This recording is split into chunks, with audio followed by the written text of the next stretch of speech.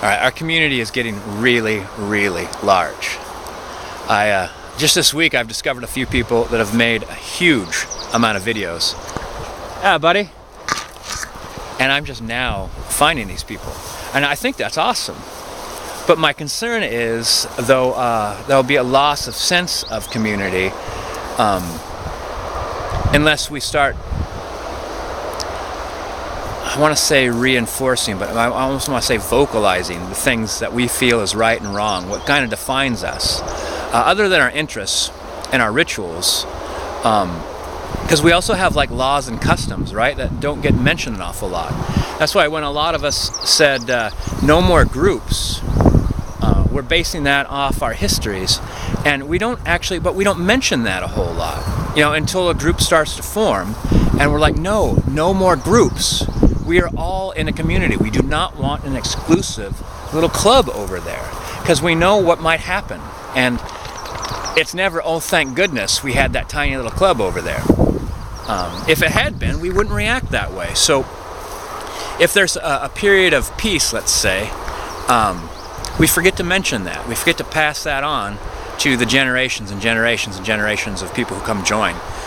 But it's more than that. It's more than groups. It's being vocal about like our concerns, like, hey, I'm concerned, like Shawn Michaels, what up, Shawn Michael was concerned about Mr. Badass Andy comments, and I kind of saw what his point was, and so I might make a video and talk about that. And the idea is not to harass anybody, but the idea is to like continually reinforce our expectations of us as a community.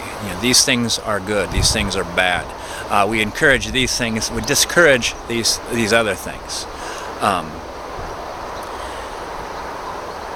Because other than that, I feel that we might get so large that our culture will vary so much that I won't feel like the YouTube drinking community anymore. We will unintentionally become, us people over there and those people over there doing something very similar, and those people over there.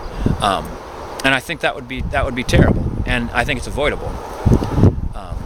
We don't have to lose, no matter how large our numbers, we don't have to lose contact with who we are as a community, as long as we continually voice it, that this is what we think is important, and then continue to echo that from the people around us who we agree with, or even disagree with, to help set kind of a basis of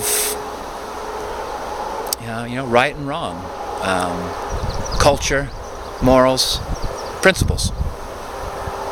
Yeah, food for thought.